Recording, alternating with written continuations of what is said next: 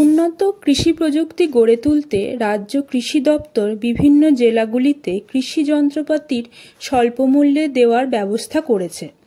কৃষকদের কৃষিকাজে উৎসাহিত করতেই এই চিন্তাভাবনা।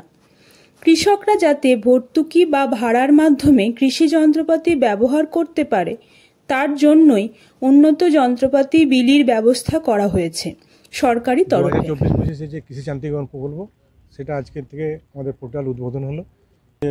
ভর্তুকিতে চাষিদের মধ্যে বিতরণে সেটার পোর্টাল আজকে ওপেন হয়েছে। আমরা জেলাতেও আজকে আমাদের ট্যাবলো ঘুরবে এবং বিভিন্ন রকম প্রচার মাধ্যম ইলেকট্রনিক মিডিয়া বা আমাদের ট্যাবলো ঘুরে যেভাবে হয় আমাদের ছোটো যন্ত্রপাতি, মাঝারি যন্ত্রপাতি, কাস্টমার সেন্টার এবং ফার্মার্স ব্যাংক এই চারটে পর্যায়ে আমরা প্রায় আমাদের যে জেলার যে টার্গেট দেওয়া হয়েছে প্রায় 3700 চাষিকে আমরা মানে সাবসিডিতে বিভিন্ন যন্ত্রপাতি দেবো। ছোটো বড়ো থেকে শুরু করে সোলার প্যানেল সমস্ত ধরনের যন্ত্রপাতি রয়েছে।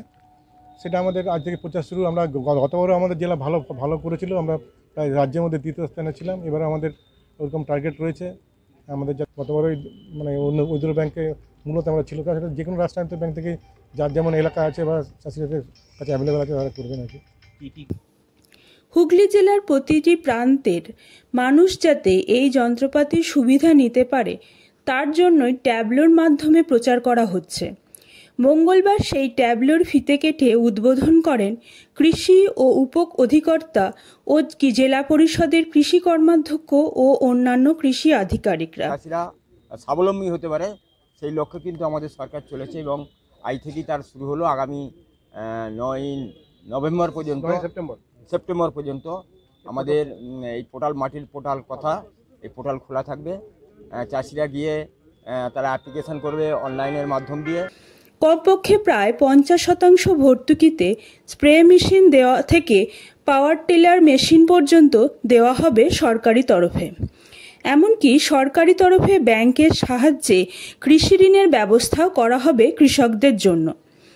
আমরা যেটা করে থাকি বিগত বছরেও করেছি, আমাদের কাছে যখনই কোনো এরকম প্রস্তাব আসে যে কাস্টমার হায়ারিং বা এগ্রি ডিপার্টমেন্ট থেকে কোনো যেগুলো আমাদের কাছে কোনো প্রপোজাল আসে লোনের, আমরা সবসময় চেষ্টা করি যত দ্রুততার সঙ্গে সেগুলো ডেলিভারি দেওয়া যায়।